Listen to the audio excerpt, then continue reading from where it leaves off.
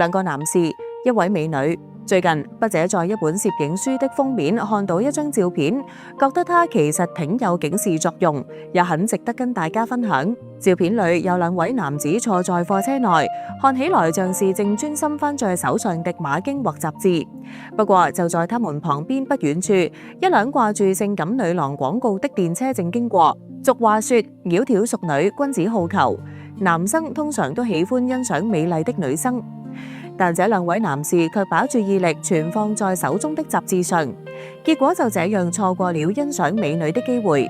當然，筆者只是從這張照片得到一些感觸，說不定還有點誇張。畢竟那也只是一則電車廣告而已。但筆者相信這張照片確實有它的影響力，因為它能讓我們停下來思考，去領悟人生的意義，而這正是它真正的價值。很多時候，我們的眼睛只盯着眼前的事，卻忽略了周遭其實正在發生什麼。尤其在智能手機普及之後，一支手機就能滿足我們各種需求。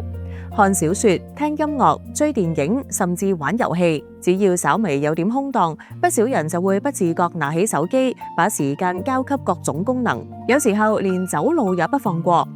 很多人會覺得這是善用每分每秒，把效率做到最好。相信大家也想聽到朋友說我最近很忙，但很少有人會說我最近其實比較空閒。忙碌似乎也被默默當成成功的象子，於是大家幾乎把時間用到滿。但問題是，這些時間真的有用，真的有意義嗎？不妨留意一下自己搭地鐵時的畫面，至少一半的人會拿着手機，看看他們正在做什麼，是在看電影、玩遊戲，還是刷社交媒體？筆者猜，這些內容大概就佔了地鐵通勤時使用手機時間的8到9成。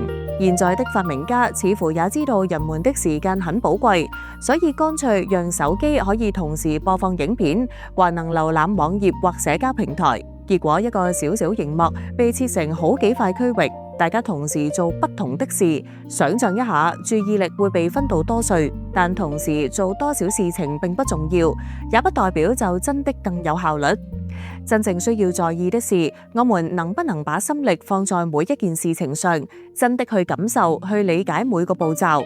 比如讀完一本書後，問問自己書裏的重點到底是什麼；玩完一場遊戲後，回頭想想自己學到了什麼；刷完社交媒體後，也問自己剛剛看到的內容或朋友的更新，有沒有哪一則真的讓你產生興趣，值得你更深入了解，甚至和朋友互動。時間一旦被切得密密麻麻，其實並不是好事，因為它會一直削弱我們的專注力。很多研究也指出，人其實很難長時間保持高度專注，而要恢復專注，通常需要休息，例如睡眠、冥想、運動等。可如果我們把所有空閒時間都拿去看社交媒體、玩遊戲、刷影音娛樂，那就很可能等於在消耗自己的專注力。當然，適度娛樂是必要的，但到底應該花多少時間在這些娛樂上，確實值得認真想一想。回到那張封面照片，兩位男士專注在報紙上，錯過了欣賞美女的機會。若是他們也看到這張照片，想必又會覺得有些可惜。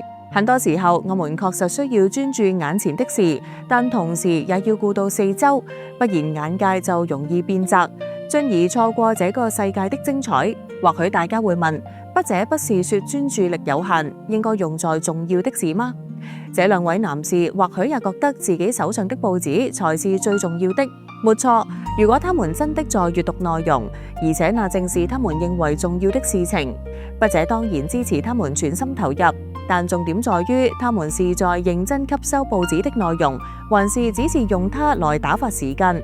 我們需要把專注力留給真正重要的事情，而在不需要專注的時候，就多看看這個世界，多留意周遭發生的事，這樣不僅能避開風險，也更有機會發掘新的可能。最後，關於今天分享的內容，歡迎大家在留言區說說你的看法。